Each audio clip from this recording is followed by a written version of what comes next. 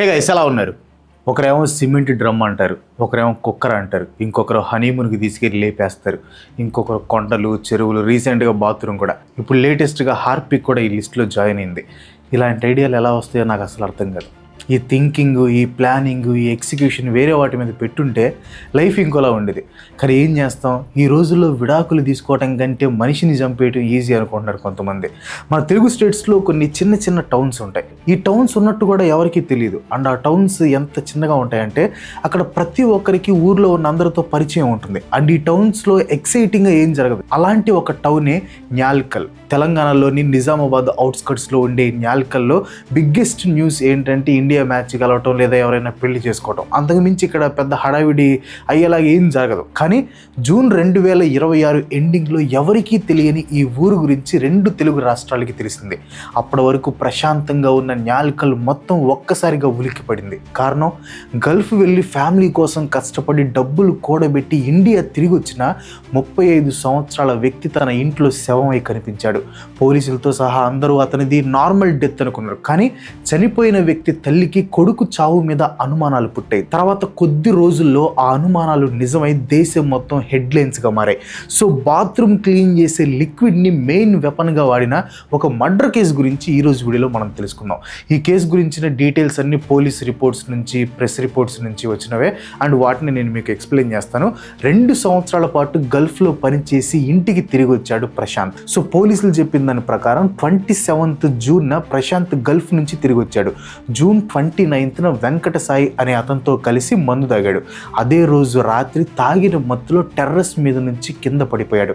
Prashanth wife సంధ్య ఇంకా వెంకట సాయి కలిసి ప్రశాంత్ని ముందు గవర్నమెంట్ హాస్పిటల్కి తీసుకుని వెళ్ళారు. ఆ తర్వాత ప్రైవేట్ హాస్పిటల్కి తీసుకుని వెళ్ళి ట్రీట్మెంట్ ఇప్పించి ఇంటికి తీసుకుని వచ్చారు. టెర్రస్ మీద నుంచి కింద పడినా కూడా ప్రశాంత్కి సీరియస్ ఇంజురీస్ ఏం అవ్వలేదు. ఇంజురీస్కి ట్రీట్మెంట్ ఇప్పించి ఇంట్లోనే మెడికల్ క్యాన్లా ఒకటి ప్రశాంత్కి పెట్టించారు. కానీ జూన్ 30న సడన్గా ప్రశాంత్ చనిపోయాడు. టెర్రస్ మీద నుంచి పడినప్పుడైన గాయాలతో చనిపోయాడని సంధ్య అందరికీ చెప్పింది. కానీ ప్రశాంత్ వాళ్ళ మదర్ శ్యామలకి ప్రశాంత్ది నార్మల్ డెత్ కాదు అని అనుమానం వచ్చింది. దాంతో శ్యామల ఇంకా ప్రశాంత్ వాళ్ళ ఫాదర్ రవి కలిసి పోలీసులకు కంప్లైంట్ ఇచ్చారు. పోలీసులు ఇన్వెస్టిగేషన్ స్టార్ట్ చేసిన తర్వాత మైండ్ పోయే విషయాలు బయటపడ్డాయి. పోలీసులు ఇన్వెస్టిగేషన్లో ఏం బయటపడిందో తెలుసుకునే ముందు బ్యాక్ స్టోరీని మనం కాస్త తెలుసుకుంటే ఒక క్లారిటీ వస్తుంది. ప్రశాంత్కి సంధ్యతో పెళ్ళయి ఆల్మోస్ట్ ఒక డెకేడ్ అవుతుంది. ఫ్యామిలీ కోసం అంటే కొద్దిగా డబ్బు సంపాదించి ఫ్యామిలీని బాగా చూసుకుందామని ప్రశాంత్ గల్ఫ్ వెళ్ళాడు. అక్కడ రాత్రి పగలు కష్టపడుతూ ప్రతి నెల డబ్బులు పంపేవాడు. అయితే ప్రశాంత్ అక్కడ కష్టపడుతుంటే సంధ్య ఇక్కడ అనిల్ అనే వాడితో అక్రమ సంబంధం పెట్టుకుంది. సో ఎప్పుడైతే ప్రశాంత్ తిరిగి వచ్చాడో తన లవర్ అనిల్తో కలిసి ప్రశాంత్ని చంపాలి అని డిసైడ్ అయ్యింది సంధ్య. సో వీళ్ళ ప్లాన్లో వెంకట సాయిని కూడా జాయిన్ చేసుకున్నారు. అండ్ వీళ్ళ ఫస్ట్ అటెంప్ట్ జూన్ 29న జరిగింది. ప్రశాంత్కి బాగా మందు తాగిచ్చి టెర్రస్ మీద నుంచి తోసేసి తాగి పడిపోయాడు అని స్టోరీ క్రియేట్ చేద్దాం అనుకున్నారు. కానీ లక్కీగా ప్రశాంత్ జస్ట్ ఇంజురీస్తో బయటపడ్డాడు. కానీ వీళ్ళు అక్కడతో ఆగలేదు. తమ ప్లాన్ని కంటిన్యూ చేసి ఎలాగైనా ప్రశాంత్ని చంపాలి అని గట్టిగా ఫిక్స్ అయ్యారు. కాదురా, అరే ఏం చేస్తావు నాకు తెలియదు. మొత్తం డిచ్చద అయిపోండారు. ఇంటికి దిగొద్దాడు. నేను కూడా ఆడుకునేది ఆడు కిందికి దిగద్దు, ఆడికేదా అయిపోయి నేనేం చేయలే. నాకు కూడా ఆపుతున్నాడు, నేను కూడా ఆడుకునేది దీన్ని. సో ఇంజురీస్ అయిన ప్రశాంత్ని ముందు గవర్నమెంట్ హాస్పిటల్కి తీసుకుని వెళ్ళారు. ఆ తర్వాత ప్రైవేట్ హాస్పిటల్కి షిఫ్ట్ చేసి ట్రీట్మెంట్ ఇప్పించారు. హాస్పిటల్లో ఉంటే తమ ప్లాన్ సక్సెస్ అవ్వదు అనుకున్నారేమో, ప్రశాంత్ని ఇంటికి తీసుకుని వెళ్ళారు. ప్లస్ ఈ మహాతల్లి సంధ్య నర్స్ అంట. సో ఇంట్లో ట్రీట్మెంట్ చేస్తా అని చెప్పి హాస్పిటల్ నుంచి తీసుకుని వెళ్ళి ఉంటుంది. ఇంటికి వెళ్ళిన తర్వాత ప్రశాంత్కి ఐవి పెట్టారు. అదే సెలైన్ పెడతారు కదా, ఐవి అని. సో అది పెట్టారనమాట. ఈ మహాతల్లి ఆ ఐవీలోకి బాత్రూమ్ క్లీన్ చేసే హార్పిక్ ఉంటుంది కదా, ఆ హార్పిక్ని ప్రశాంత్కి పెట్టిన ఐవీలోకి ఎక్కించింది. అంతే, జస్ట్ మినిట్స్లోనే ప్రశాంత్ చనిపోయాడు. డౌట్ రాకుండా ఉండటం కోసం ప్రశాంత్ని బెడ్ మీద నుంచి కిందకు పడేసింది. ఆల్రెడీ ఇంజురీస్తో ఉన్న ప్రశాంత్ బెడ్ మీద నుంచి పడి చనిపోయాడు అని అందరినీ నమ్మించడానికి ట్రై చేసింది. ప్రశాంత్ తల్లి మాత్రం అతనిది నార్మల్ డెత్ అని నమ్మలేదు. గల్ఫ్ నుంచి వచ్చిన 2వ రోజే టెర్రస్ నుంచి పడిపోవటం, ఆ తర్వాత రోజే చనిపోవడంతో తల్లి శ్యామలకి డౌట్ వచ్చి పోలీసులకు కంప్లైంట్ చేసింది. పోలీసులు వాళ్ళ స్టైల్లో ఇన్వెస్టిగేషన్ చేసిన తర్వాత ఒక్కొక్కటిగా అన్ని నిజాలు బయటపడ్డాయి. ఒక రూమ్లో సైలెంట్గా జరిగిన ఒక డెత్ ఎలా ఫుల్ బ్లోన్ మర్డర్ కేసుగా మారింది. ఒక కన్న తల్లికి వచ్చిన అనుమానం దగ్గర నుంచి పోలీస్ ఇన్వెస్టిగేషన్తో స్టార్ట్ అయ్యి అది అరెస్ట్లు, ఎలిగేషన్స్ అండ్ పోలీస్ ఛార్జెస్ దాకా ఎలా వెళ్ళిందో చూద్దాం. ఇలాంటి కేసెస్లో ఇన్వెస్టిగేషన్ అనేది పోలీసులతో స్టార్ట్ అవ్వదు.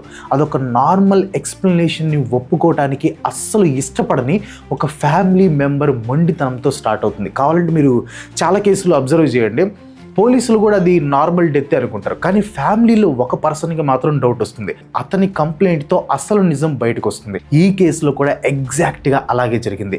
ప్రశాంత్ తల్లి ఇచ్చిన కంప్లైంట్తో ఇదంతా మొదలైందనమాట. రిపోర్ట్స్ ప్రకారం జూలై 1న ఆమె పోలీసులని అప్రోచ్ అయింది. నా కొడుకు చనిపోయిన సంగతి నాకు జూన్ 30నే తెలిసింది. అసలు ప్రశాంత్ ఎప్పుడు ఇంటికి వచ్చాడో కూడా నాకు తెలియదు. ఈ డెత్ వెనక ఏదో మిస్టరీ ఉంది అని చెప్తూ డైరెక్ట్గా తన కోడల మీదే డౌట్ ఉంది అని చెప్పింది. ఈ కంప్లైంట్తో పోలీసులు ఒక సస్పెక్టెడ్ హోమిసైడ్ ఇన్వెస్టిగేషన్లో ఫాలో అయ్యే 4 పిల్లర్స్ని బేస్ చేసుకుని ఇన్వెస్టిగేషన్ని స్టార్ట్ చేశారు. అవేంటో చెప్తాను చూడండి. First pillar forensic evidence. ఇలాంటి కేసెస్లో పోస్ట్ మార్టం ఎగ్జామినేషన్ అనేది చాలా ఇంపార్టెంట్. ఈ కేసులో కూడా పోస్ట్ మార్టం జరిగిందని రిపోర్ట్స్ చెప్తున్నాయి. అందులో వచ్చిన ఫైండింగ్స్ అన్నీ ఇదేదో న్యాచురల్ డెత్ లాగా లేదా యాక్సిడెంటల్ డెత్ లాగా లేదని ఇండికేట్ చేశాయి. And second pillar medical records. ప్రశాంత్ని చనిపోకముందు ఒక గవర్నమెంట్ హాస్పిటల్కి, ఆ తర్వాత ఒక ప్రైవేట్ హాస్పిటల్కి తీసుకెళ్ళి ట్రీట్మెంట్ ఇప్పించారు అని రిపోర్ట్స్ చెప్తున్నాయి. సో ఇన్వెస్టిగేటర్స్ ఆ hospital admission records, doctor observations, treatment notes, injury details అన్నీ కలెక్ట్ చేశారు. Third pillar technical evidence. పోలీసుల పబ్లిక్ స్టేట్మెంట్లో టెక్నికల్ ఎవిడెన్స్ అనే వర్డ్ని మెన్షన్ చేశారు. టెక్నికల్ ఎవిడెన్సెస్లో యూజువల్గా call detail records, mobile phone location data, digital foot prints లాంటివి ఉంటాయి. అంటే ఎవరికి కాల్ చేశారు, ఎప్పుడు చేశారు, ఫోన్ లొకేషన్ ఎక్కడుంది అనే విషయాలు ఈజీగా తెలిసిపోతాయి. ఈ టెర్రస్ ఇన్సిడెంట్ జరుగుతున్న టైంలో ఫోన్ నుంచి ఇన్స్ట్రక్షన్స్ ఇచ్చారు అనే ఎలిగేషన్ ఉంది కాబట్టి ఇన్వెస్టిగేటర్స్ కాల్ రికార్డ్స్ని రీకన్స్ట్రక్ట్ చేయడానికి ట్రై చేస్తారు. అండ్ ఫోర్త్ పిల్లర్ వచ్చేసి హ్యూమన్ ఎవిడెన్స్. విట్నెస్ స్టేట్మెంట్లు, అక్యూజ్డ్ స్టేట్మెంట్లు, ఇంట్రాగేషన్ డీటెయిల్స్ కూడా ఇన్వెస్టిగేషన్లో చాలా ఇంపార్టెంట్. ఈ కేసులో పోలీసులు చెప్పిన దాని ప్రకారం అక్యూజ్డ్ విచారణ జరుగుతున్న టైంలోనే వాలంటరీగా క్రైమ్ చేసినట్లు ఒప్పుకున్నారు అని రిపోర్ట్స్ వచ్చాయి. కానీ ఇక్కడ ఒక ఇంపార్టెంట్ లీగల్ పాయింట్ ఉంది.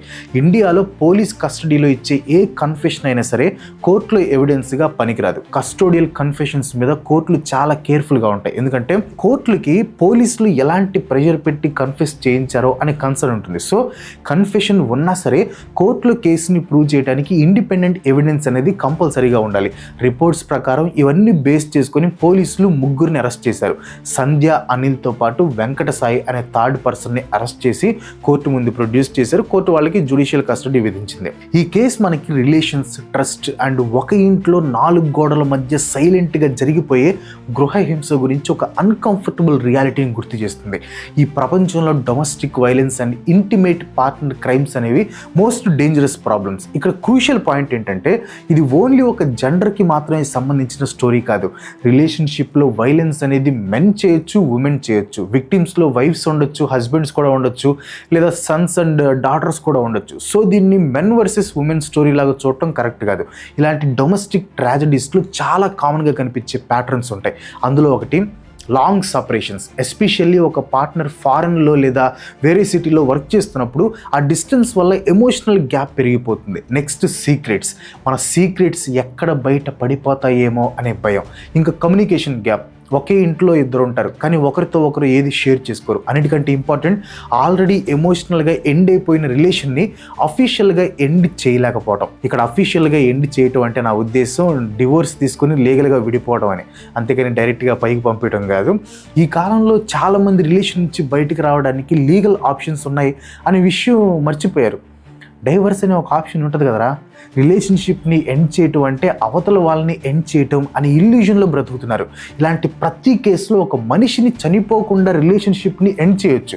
మ్యారేజ్ అయితే డివోర్స్ తీసుకోవచ్చు, మ్యారేజ్ అవ్వకపోతే లైఫ్లో మూవ్ ఆన్ అయ్యి మళ్ళీ కొత్త లైఫ్ని స్టార్ట్ చేయొచ్చు. ఒకవేళ అవతల పర్సన్ హెరాస్ చేస్తే పోలీస్ కేసు ఫైల్ చేయొచ్చు. ఇన్ని లీగల్ ఆప్షన్స్ కళ్ళ ముందు కనిపిస్తున్నప్పుడు దాన్ని వదిలేసి ఇలాంటి ఒక పర్మనెంట్ అండ్ వైలెంట్ సొల్యూషన్ని సెలెక్ట్ చేసుకోవటమే ఇక్కడ అసలైన ట్రాజడీ. అందుకే మన లైఫ్ లైఫ్లో మెంటల్ హెల్త్ అనేది చాలా ఇంపార్టెంట్. గొడవల్ని సాల్వ్ చేసుకోవటం ఇక్కడ మెయిన్ పాయింట్.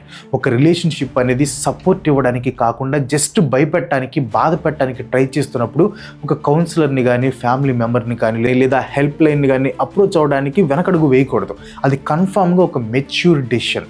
అనుమానాన్ని మనసులో దాచుకుంటే అది క్యాన్సర్ లాగా మారిపోతుంది.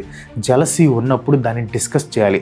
బయటికి చెప్పకుండా దాచిపెట్టుకుంటే కోపం పెరిగిపోతుంది. అవతల పర్సన్ మీద మనకున్న అసహనం, డిస్సాటిస్ఫాక్షన్ పెరిగిపోతున్నప్పుడు డిస్కస్ చేయాలి, కరెక్ట్ డెసిషన్స్ తీసుకోవాలి. అంతేగాని సైలెంట్గా అస్సలు ఉండకూడదు. ఎందుకంటే ఇలాంటి సైలెన్స్లోని మనుషులు చాలా డేంజరస్ డెసిషన్స్ తీసుకుంటారు.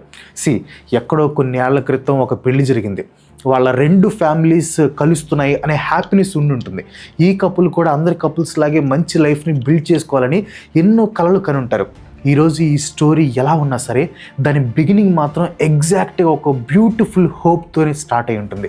మ్యారేజ్ జరిగి 10 సంవత్సరాలు దాటింది. ఈ గ్యాప్లో తన ఫ్యామిలీకి మంచి లైఫ్ ఇవ్వాలని, తను ప్రేమించే వాళ్ళు హ్యాపీగా ఉండాలని ఆ హస్బెండ్ ఇంటిని, ఊరిని, తన వాళ్ళందరినీ వదిలేసి ఎక్కడో ఉన్న ఒక గల్ఫ్ కంట్రీకి వెళ్ళి కష్టపడాలనే ఒక పెయిన్ఫుల్ డెసిషన్ తీసుకున్నాడు. అక్కడ తను ప్రతిరోజు తన ఇంటిని గుర్తు చేసుకుంటూ నాన్ స్టాప్గా కష్టపడి ఫైనల్గా తన ఇంటికి తిరిగి వచ్చాడు. కానీ ప్రశాంత్ ఇలా చనిపోవాల్సింది కాదు. ఇలాంటి సిచ్యువేషన్లో అస్సలు చనిపోవాల్సింది కాదు. జస్ట్ 35 సంవత్సరాల ఏజ్లో, అది కూడా గల్ఫ్ నుంచి ఎన్నో సంవత్సరాల తర్వాత ఇంటికి వచ్చిన జస్ట్ కొన్ని రోజులకే ఏ ఇల్లు, ఏ ఫ్యామిలీ కోసం అయితే తాను అన్ని సంవత్సరాలు కష్టపడ్డాడో సరిగ్గా అదే ఇంట్లో చనిపోవాల్సి వచ్చింది. ఇప్పుడు ఆ ఇంట్లో అతని ప్రెజెన్స్ లేదు.